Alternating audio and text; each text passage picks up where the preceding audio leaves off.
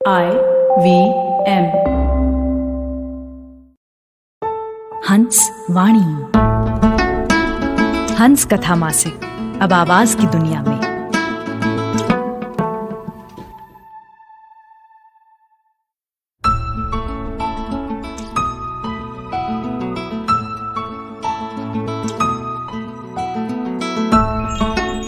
आप सुन रहे हैं हंसवाणी।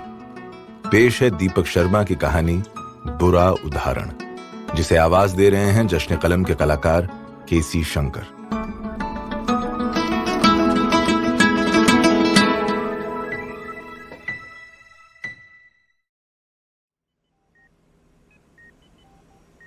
आप नहीं हो, अपनी नब्ज पर एक नया कोमल स्पर्श पाता हूं तो आंखें खोल लेता हूं।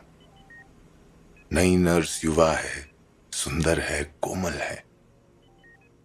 आप स्वस्थ हो रहे हैं, नहीं तो इन स्पेशल वार्ड के कमरों में किसी भी दूसरे मरीज को मेरा हाथ नया नहीं लगा।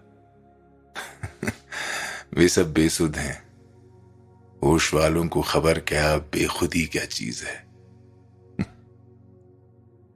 मैं हंस पड़ता हूं। उसे नहीं बताता कि यहां मैं जेल से बचने के लिए दाखिल हुआ हूं, अपने वकील हीरालाल की सलाह पर।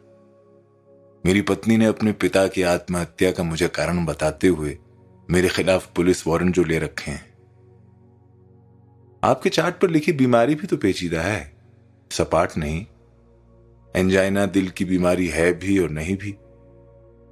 मेरे बेड पर लटक रहा चार्ट वो हाथ में पकड़े है। आप जो समझें, मगर आपका हाथ स्पेशलिस्ट तो यही कहता है कि मुझे अपनी छाती के दर्द को नजरअंदाज नहीं करना चाहिए और कुछ दिन इधर आराम कर लेना चाहिए। फिर हमारे हाथ स्पेशलिस्ट जरूर ठीक कहते होंगे। वो सतर्क होकर मुस्कुरा दी है। मुझे मालूम है नई नर्स की आकर्षक मुस्कान मुझे अपनी बातचीत में अभी उलझाए रखना चाहती है। क्या है कि ये जो आपका अस्पताल है ना, ये एक ऐसी परिकथा के दैत्य का साम्राज्य है जिसका आतिथ्य आपको अपना भोज बनाने के लिए अधिक आतुर रहता है। आप तो जरूर सेहतमंद हो रहे हैं, बल्कि हो चुके हैं। बाहर बैठी आपकी बेटियों को यह खबर तुरंत मिल जानी चाहिए। मेरी बेटियां, उनका इस समय साथ साथ बैठना मेरे लिए किसी अचरज से कम नहीं। चुटकी का तालाब में डूबना बाकी था क्या?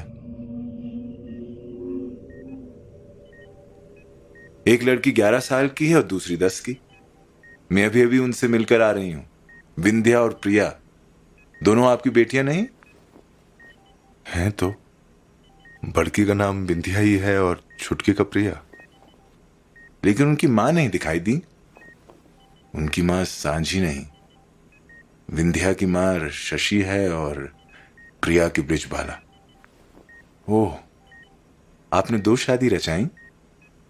नहीं, बड़ी बेटी वैद है और छोटी अवैध। ओह, बुरे व्यक्ति वो कर गुजरते हैं जिसके दायरे में अच्छे व्यक्ति केवल सपना देखा करते हैं। आप अच्छे नहीं हैं, बुरे हैं। ये बात आप पर रखना, फैसला देना अपना। इस समय मैं बहुत व्यस्त हूं, मैं बाद में आती हूं। अभी आपकी बेटियों को इधर भेज रही हूं।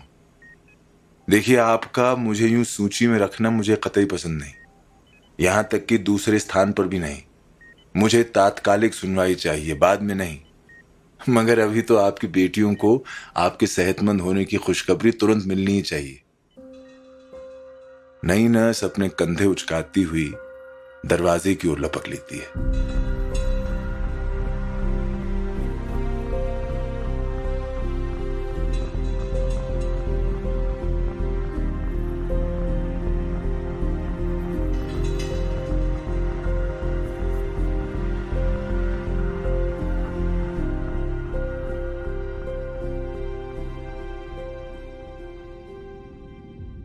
भैया जी। छुटकी मेरे पास आते ही मेरा बायां हाथ अपने हाथों से ढक लेती है।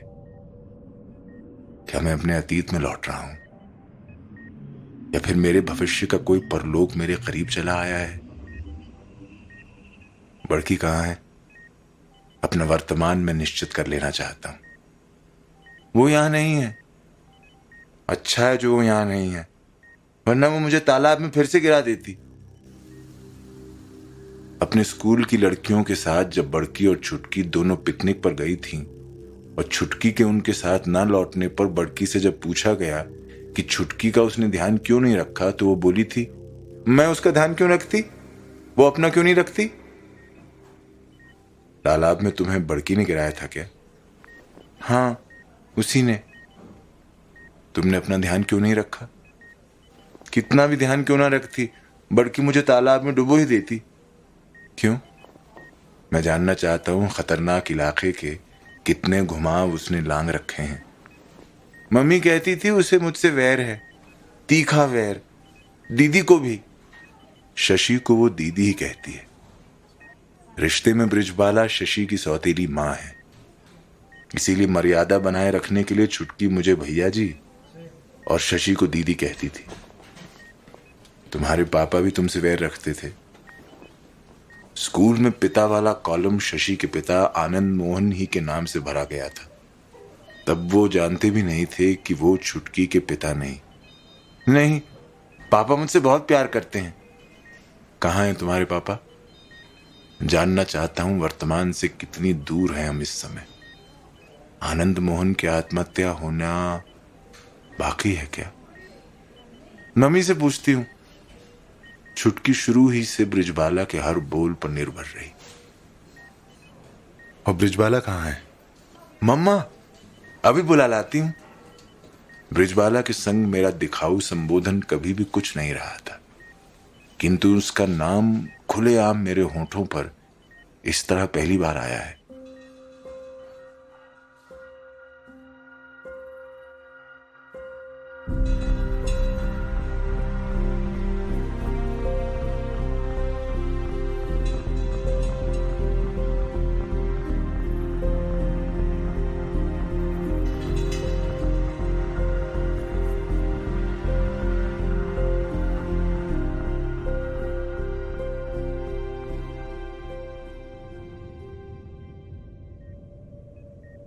ब्रिजबाला मेरे सामने है, अपनी पूरी ठसक के साथ। शशि के विपरीत ब्रिजबाला अच्छे पहनने ओढ़ने और अच्छे खाने खिलाने की शौकीन है। कैसे हो? तुम कहाँ हो? आनंद मोहन की हत्या के बाद शशि ने कोर्ट की सहायता लेकर ब्रिजबाला को अपने मायके घर से उखाड़ बाहर फेंक दिया था। घर जमाई रहे आनंद मोहन उस घर के मालिक कभी रहे भी न थे। शशि की मां कैंसर ग्रस्त रही थी और मृत्यु को निकट आती देखकर वो घर शशि के नाम लिखवा कर गई थी। हीरालाल ने मुझे एक नया मकान किराए पे ले दिया है, कस्बापुर रोड पर। 2 बेडरूम है, 3 बाथरूम है, एक बड़ा हॉल है। एक अकेली जान के लिए। या छुटकी क्या लौट आई है? वहां से लौटकर कौन आया है? कौन आएगा? ना हमारे मोहन लाला आएंगे और ना हमारी प्रिया ही। छुटकी को ब्रिजबाला प्रिया ही के नाम से बुलाती पुकारती। फिर तुम्हारे मकान में और कौन है? हीरालाल है, वो मेरे साथ है। मेरा केस वही देख रहा है।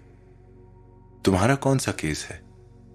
वो मकान शशि के नाम रहा सो रहा, मगर बैंक का रुपया तो नहीं, वहां का लॉकर तो नहीं। साझा उसमें मेरा भी है। मोहन लाला की वैध विधवा हूं, रखेल नहीं। अपने हक के लिए तो लड़ूंगी ही।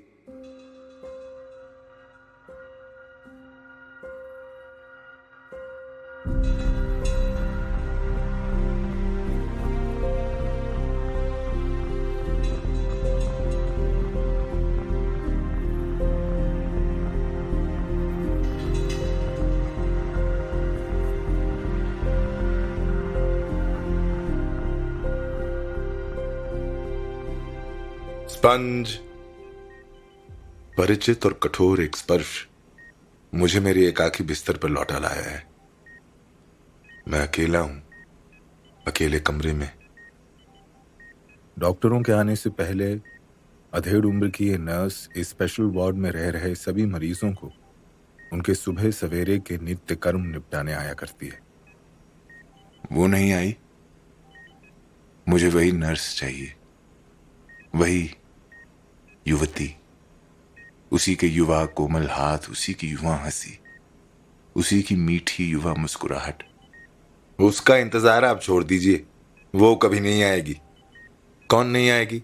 आपकी पत्नी, मुझे वो सब बता गई है। आपसे नाराज है वो, बहुत नाराज।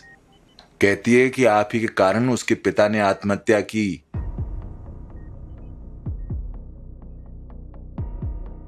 कहां से शुरू किया होगा शशि ने?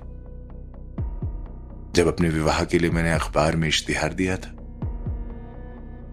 28 वर्षीय आयकर अधिकारी के लिए 20-22 वर्षीय वधू चाहिए, अच्छे ऊंचे घराने की। और उत्तर में मिले सभी पत्रों में मुझे शशि ही के संपर्क सूत्र सर्वोपयुक्त लगे थे। इंजीनियरिंग के बूते तगड़ी चांदी काट रहे उसके पिता आनंद मोहन, जिनकी वो इकलौती संतान थी। साथ रही थी आनंद मोहन की दूसरी पत्नी ब्रिजबाला, जो शशि से 8 वर्ष बड़ी थी और उसके पिता से 18 वर्ष छोटी, निस्संतान। या फिर उस दिन से जब शशि के घर पर घर जमाई के रूप में रह लेने के बाद ही मैं समझ पाया था शशि को मेरा परिवार सर्वहारा क्यों लगता रहा था, क्यों वो मुझे अपने परिवार का रहनदार कहकर नीचा दिखाती रही थी। ये सच था, अपने परिवार के लिए मैं अपनी 1/4 तनख्वाह आरक्षित रखता ही रखता था। इस लखनऊ से कोसों दूर कस्बापुर के एक पुराने मोहल्ले के मेरे पुश्तैनी मकान के आधे हिस्से में बसर कर रही मेरी मां और स्कूल कॉलेज की अपनी अपनी पढ़ाई में जुटी मेरी 3 बहनें सघन अपने खर्चे के लिए मेरा ही मुंह ताकती थीं, क्योंकि मकान के दूसरे आधे हिस्से का किराया उन्हें पूरा नहीं पड़ता था। या फिर शशि ने अपनी बात शुरू की थी हमारे विवाह के उस दूसरे साल से, जब सहज सम्मोहित होकर मैं उसकी सौतीली मां ब्रिजबाला द्वारा प्रस्तावित अगाध उस गर्त में डूब उतर लिया था, जिसमें डूबने उतारने की संभावना वो पहले दिन से दर्शाती रही थी। बेशक जिस नई सुखानुभूति का सिरा ब्रिजबाला ने मेरे हाथ में आन थमाया था, वो सुख न केवल विवाह की आचार संहिता में वर्जित रहा था, बल्कि हर एक समाज की नियमावली में भी अनैतिक ठहराया जाना था। और उस सुख में शशि को दुख व क्लेश देने की चूंकि गुंजाइश सर्वाधिक रही थी, मैंने ब्रिजबाला को मुझसे गर्भवती भी हो जाने दिया था। या फिर शशि ने इस नर्स को हमारे विवाहित जीवन के विस्तार के अंत की पूरी गाथा ही कह सुनाई थी। कैसे वो छुटकी के जन्म लेते ही पूरी तरह से किनारे सरक ली थी, बड़की के 1 वर्ष पहले हुए जन्म के बावजूद। और मुझे भी कोई आपत्ति ना रही थी। शशि ने कौन कम संताप दिए थे मुझे। पारिवारिक कर्तव्यों की, दाम्पतिक अपेक्षाओं की तो बात ही अलग थी। विशुद्ध मानवीयता ही की संहिता में अंतर्निहित हर एक नियम भी तो वो तोड़ती नहीं रही थी क्या? कैसे भांडा भी फिर शशि ही ने फोड़ा था, बताया होगा क्या? जिस दिन छुटकी की लाश तालाब से लौटी थी और आनंद मोहन का विलाप उससे सहन न हुआ था और वो छुटकी के पैटर्निटी टेस्ट का आग्रह किए हुए थी और डीएनए के 3 सैंपल लिए गए थे, छुटकी के, आनंद मोहन के और मेरे। बताया होगा क्या? ऐसे जब परख का सच आनंद मोहन को दहशत से भर गया था, तो शशि ने ही दहशत अंगेज उनकी उस हालत को दहकाया था। उनसे सवाल जवाब किए थे, क्यों वो ब्रिजबाला पर अथाह विश्वास रखते रहे थे, क्यों वो मेरे प्रति रहे उसके घृणा भाव में साझीदार नहीं बनते रहे थे। मृत अपनी मां के भी कई आरोप और इल्जाम वो उनके सामने लाई थी और आनंद मोहन अपने दफ्तर की 6ठी मंजिल से नीचे कूद लिए थे। बताया होगा क्या कि आनंद मोहन की आत्महत्या के पीछे शशि की लानत मजामत थी, हमारा व्यभिचार नहीं। मैं अपनी पत्नी के बारे में नहीं पूछ रहा, मैं तो नई उस नर्स के बारे में पूछ रहा हूं जो आपके आने से पहले अभी यहां आई थी। नई नर्स अपना खाली हाथ नचाती है, उसके दूसरे हाथ में सूखा तौलिया है। यहां तो कोई नई नर्स भर्ती नहीं हुई है। अभी मुंह अंधेरे ही एक नई नर्स आई थी, कम उम्र की, कोमल, सुंदर। आपको दिल के साथ साथ भ्रम रोग की बीमारी भी है। होता है एक भ्रम रोग भी। वही आप जैसे 40 साल की जवान उम्र को ऐसी कम उम्र की नर्सों के पास होने का भ्रम दिया करता है। इधर इन स्पेशल वार्ड के कमरों में हम सभी नर्सें 45 से ऊपर की हैं, अनुभवी और जिंदगी के करीब। अचानक उदासी और अवसाद मेरे समीप आन खड़ा होता है। नहीं, वो नर्स मुझे मिली भी तो कैसे? बिन बुलाए, अचानक, साफ साफ और शक व शुबह से परे, दिलकश अपनी शान और शौकत के साथ। उसे मैं क्या फिर कभी बुला ना पाऊंगा? उसी गुमराह कुन हालत में फिर कभी जाना पाऊंगा? धूमिल अपने कुहासे से मैं पूरी तरह बाहर आ जाना चाहता हूं। 10 साल की एक बच्ची भी तो इधर आई थी, 37 साल की एक महिला के साथ। इधर सभी को आपसे मिलने की सख्त मनाही है, आपके वकील के अलावा। और ताज्जुब है, वो आज तीसरे दिन भी इधर फटक नहीं रहा। हीरालाल का उल्लेख पहली बार मेरे कानों के आर पार किसी आकाशीय बिजली की मानिंद गड़गड़ाता है। बेशक उसके वकीली मोहरे रस्से मुझे शस्त्र सज्जित करने में प्रभावी भूमिका निभाने की संभावना रखते हैं, लेकिन मैं पीछे छोड़ आए काले उस भूभाग की तरफ पलटना नहीं चाहता। अभी कुछ दिन और यहां रहना चाहता हूं, अकेले और स्वतंत्र। अकेले रहने का मेरा अभ्यास पुराना है। अपनी नवी जमात ही से, जब सरकारी शिक्षा विभाग में क्लर्क रहे मेरे पिता ने मुझे रेजिडेंशियल स्कॉलरशिप के कंपैरेटिव एग्जाम में भाग लेने के लिए प्रेरित किया था और मैं सफल रहा था। कंपैरेटिव एग्जाम्स में सफलता मैंने बाद में भी पाई।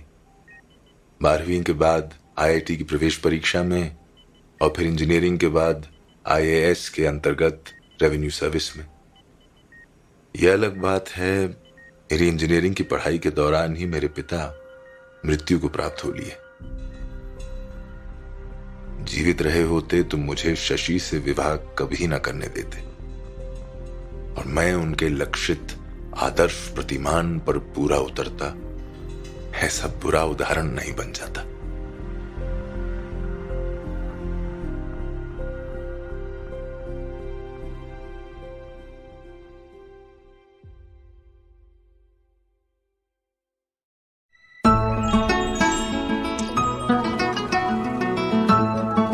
आपने सुनी जश्न कलम के कलाकार केसी शंकर की आवाज में दीपक शर्मा की कहानी बुरा उदाहरण। यह कहानी हंस पत्रिका के अक्टूबर 2021 अंक में प्रकाशित हुई थी। सुनिए हंस वाणी को hanshindiMagazine.in पर या IVM पॉडकास्ट ऐप और वेबसाइट पर या फिर अन्य पॉडकास्ट ऐप्स पर। आशा है इस नए सफर में हमें आपका प्यार और साथ मिलेगा।